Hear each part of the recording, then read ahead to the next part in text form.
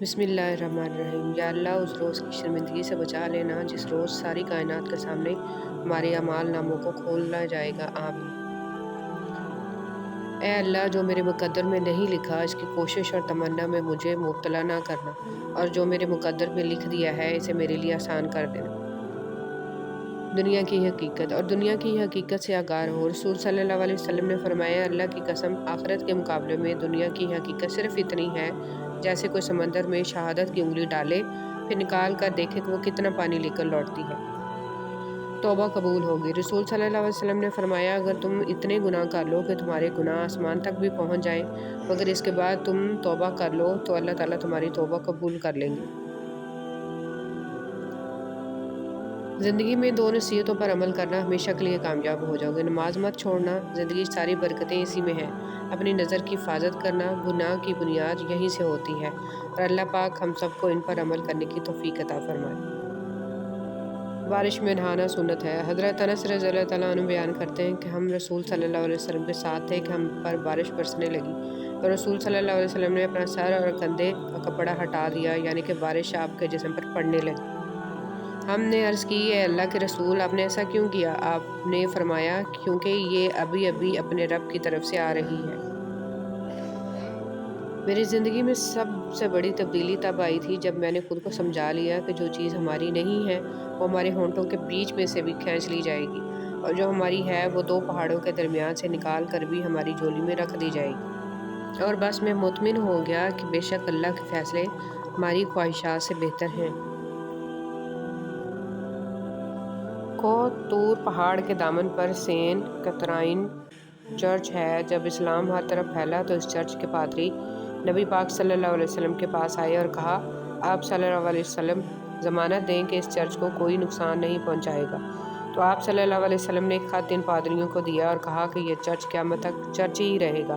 وہ خط اس چرچ میں آج تک موجود ہے۔ نبی کریم صلی اللہ علیہ وسلم نے فرمایا، دو کلمے ایسے ہیں جو اللہ تبارک و تعالیٰ کو بہت ہی پسند ہیں، جو زبان پر ہلکے ہیں اور قیامت کے دن اعمال کے ترازو میں بوجھل اور باوزن ہوں گے۔ وہ کلمات مبارک یہ ہیں، سبحان اللہ و بحمدہ، سبحان اللہ العظیم۔ رسول اللہ صلی اللہ علیہ وسلم نے فرمایا، جو مومن لوگوں سے مل جل کر رہتا ہے اور ان سے ملنے والی تکلیفوں پر صبر کرتا ہے تو اس کا ثواب اس مومن سے زیادہ ہے جو لوگوں سے الگ تھلگ رہتا ہے اور ان کی تکلیفوں پر صبر نہیں کرتا۔ دنیا میں کسی بھی حوالے سے کسی دوسرے کی محتاجی بدترین اذیت ہوتی ہے۔ اللہ تعالیٰ سے ہر وقت دعا کرنی چاہیے کہ اپنے سوا کسی اور کا محتاج نہ کرے۔ حضرت امام علی علیہ السلام نے فرمایا، کثرت کے ساتھ لوگوں کو بار بار نہ ٹوکا کرو، ہر بات پر نہ ٹوکا کرو، نہ ہر وقت سمجھایا کرو، کیونکہ اس سے دشمنیاں پیدا ہوتی ہیں۔ سمندر بھی اس کی مرضی کے بغیر حرکت نہیں کر سکتے تو بھلا آپ کے فیصلے کیسے اس کی مرضی کے بن ہوں گے؟ دنیا کی نہیں اللہ کی مان کر چلو، کیونکہ وہی آپ کے مشکل وقت میں آپ کے ساتھ ہوگا۔ یا اللہ تو معاف کرنے والا ہے، معاف کرنے والے کو پسند فرماتا ہے، لہٰذا میرے گناہ معاف فرما دے، آمین۔ دنیا کی سب سے بڑی دولت نیک بیوی۔ رسول صلی اللہ علیہ وسلم نے ارشاد فرمایا، دنیا فائدہ اٹھانے کی چیز ہے اور دنیا میں سب سے زیادہ فائدہ دینے والی چیز نیک بیوی ہے۔